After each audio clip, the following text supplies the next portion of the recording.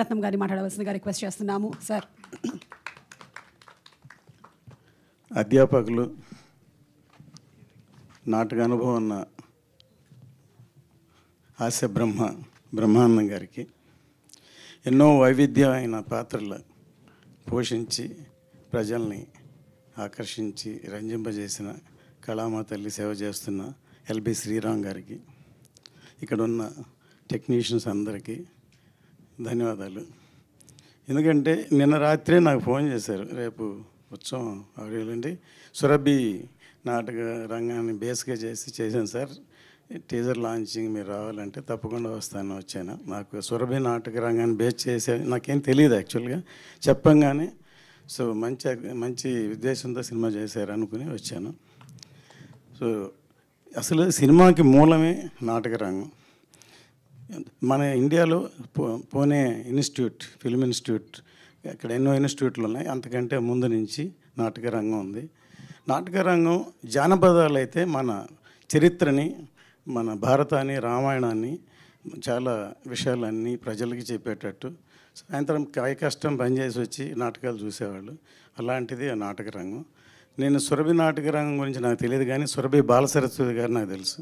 ఎందుకంటే నేను 53 సంవత్సరాలుగా సినిమా ఇండస్ట్రీలో ఉన్నాను. తర్వాత ఎస్వి రంగారావు గారి దగ్గర నుంచి, సూర్యకాంతం గారి దగ్గర నుంచి, సావిత్రి గారి నుంచి, రామారావు దగ్గర నుంచి అందరితో పనిచేసే అవకాశం, అనుభవం. తర్వాత నేను ప్రొడ్యూసర్ అయ్యాను, టెక్నీషియన్గా ఉండి డైరెక్టర్ అయ్యాను. ఈ టీజర్ మొదటి డైలాగే చాలా ఆకర్షితంగా ఉంది. మేకప్ వేసుకున్నప్పుడుగా నాకు ఇంత ఇది కలిగింది, బాధగా ఉందని ఒక ఫస్ట్ ఇదే అట్రాక్టివ్గా ఉంది.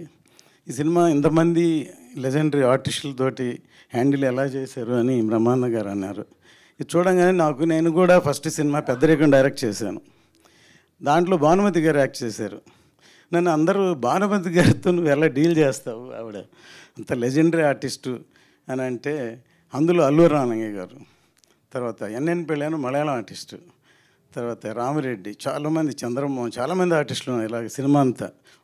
సో వీళ్ళందరితోటి వాళ్ళ మనస్తత్వాన్ని డీల్ చేసి రామలింగ గారు ఒకటి నాకు స్టేట్మెంట్ ఇచ్చారు. ఈ కుర్రాడు మేము చెప్పింది కాదనకుండా, మమ్మల్ని నొప్పించకుండా, తనకి ఏం కావాలో అలా తీసుకుంటున్నాడని మొదటి రోజు షూటింగ్లోనే ఆయన పేపర్ స్టేట్మెంట్ ఇచ్చారు. అందుకే అరవింద్ గారు ఎప్పుడైనా మా నాన్న ఫ్యాన్ అయ్యా అనేవాళ్ళు. అలాగూ ఈ మొదటి చిత్రంతో ఇంతమంది ఆర్టిస్టులతోటి డీల్ చేసి ఇంత ఒక మంచి కళాత్మక చిత్రాన్ని నిర్మించినందుకు, డైరెక్ట్ చేసినందుకు అతనికి ఈ సక్సెస్ రావాలని మనసారా కోరుకుంటున్నాను. ఇందులో పనిచేసిన ప్రతి టెక్నీషియన్లు మంచి టెక్నీషియన్స్ పనిచేశారు.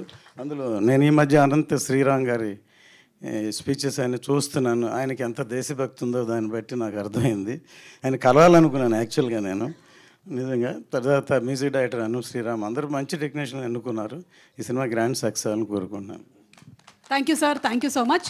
అలాగే ఏం రత్నం గారికి మరొకసారి కృతజ్ఞతలు తెలియజేస్తూ ఉన్నాము.